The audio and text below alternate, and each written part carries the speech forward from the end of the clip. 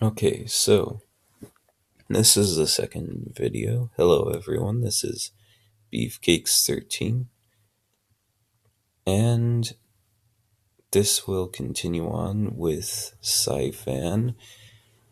The introductory video is up, and it should be easy enough to find on my channel. There's only two videos so far, including this one. So, anyways, Sci-fan is the war game of guns and swords. Introduction. What you will need. This game can work for any scale, but it is recommended for 15mm to 28mm. If you convert it to a smaller scale, measurements can be converted to centimeters. With that in mind, the game is regularly played in inches. This means you will need a measuring device of sorts.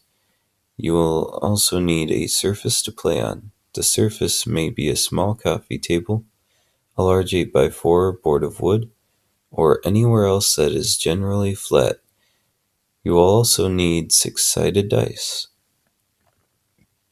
And when you set up your miniatures for a game, you must be sure that you keep 24 inches between your figures and your enemies. This is it it's a rule that you can follow, but you don't have to follow necessarily. If there's a certain scenario that you want to set up with a friend, you can obviously do it where you're 12 inches from each other. And I don't think I've played a game where the people I play against follow this rule very well. This is just a general idea to have when you set up your figures, so you're not setting up your own figures right next to your enemies. And the most important rule is have a good time. So, order of events, you set up the figures, and once you have all of the figures set up for your army on one side of the table, you roll to see who goes first, and you use a d6. That is a six-sided dice, excuse me.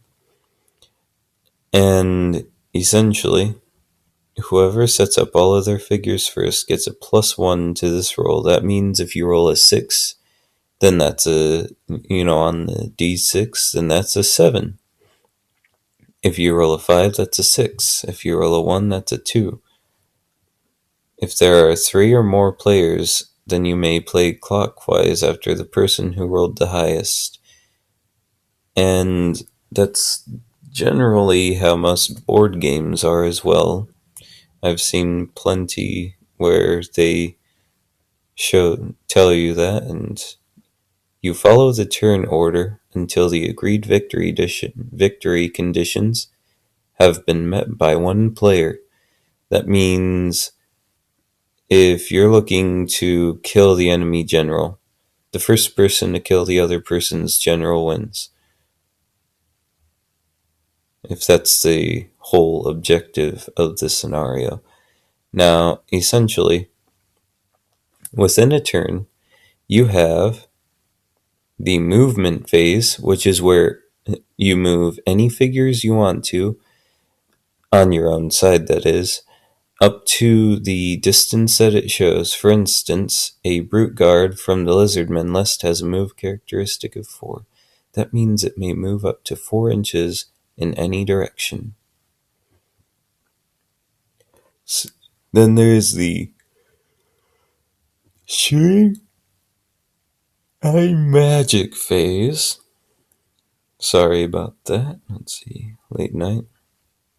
Shooting and magic phase essentially has to do with you look at the ballistics stat on your stat line, and then you roll the listed number. You must roll at least that number or higher, meaning if you have a ballistics skill of 3 plus, then you must roll a 3 plus. Well, you must roll a 3, a 4, 5, or 6. And of course, there's modifiers, which I will let you get into on your own. Let's see. I might do a sort of explanation video for certain things later on, but for the most part, I just want to do a brief overview. Close combat. It's, as it says here, close combat is probably the simplest part of the game. You only attack on your turn. This applies to shooting as well. You can only shoot and, attack on your turn. You defend on your opponent's turn, meaning you roll for your defense rolls. Anyways, essentially, you don't have to bother with moving your troop, checking to see who is faster in a battle or anything like that. It's just as simple as you roll, you add your d6 score to your attack value on your profile for your figure, and you compare that to your opponent's defense. Say you rolled a 5, you have an attack of 5, so that makes 10. Your opponent has a defense of 3 because he's a wimpy elf. No, not really. But let's say, defense of 3, and then he rolls a 6. That's a 9, which means your 10 beats him. Say you only rolled a 4, though, and you had the attack of 5. That would be a 9. And he would win that because the tie always goes to the defender. Morale test. This is easy enough if you've played other tabletop games. It's a general... It really helps make games go by faster when you do morale tests and so forth, rather than just, well, your guy dies, my guy dies, your guy dies. With this, you essentially roll 2d6s for each remaining figure in your force. If the number is rolled is less to or less than, is equal to or less than their morale statistic, then the test has been passed. And then if you fail your test, then the figure is removed from the board as a casualty. And this is repeated every turn after you have dropped down to half your original model count. So you drop down to half, then the next turn you go below that, you still take it, and it just keeps continuing. So, points. Essentially, let's see, an example. Hildwarf Ferd are 12 points each. So,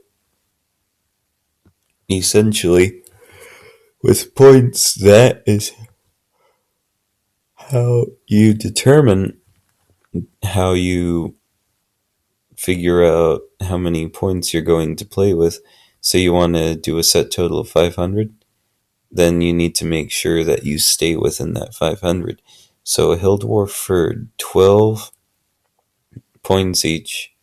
So let's say you had, let's say you had 6 Hildwarf for, that's 72 points. And say you're saying playing a 72 point game, then you're limited to the 12 Hildwarf herd. You can have other types of troops, such as fanatics and so forth, and all of that, but transports usually carry only one passenger unless stated otherwise. Equipment and larger battles. Alright, that's it for this time. I apologize I couldn't get to more, but I will see you. Goodbye.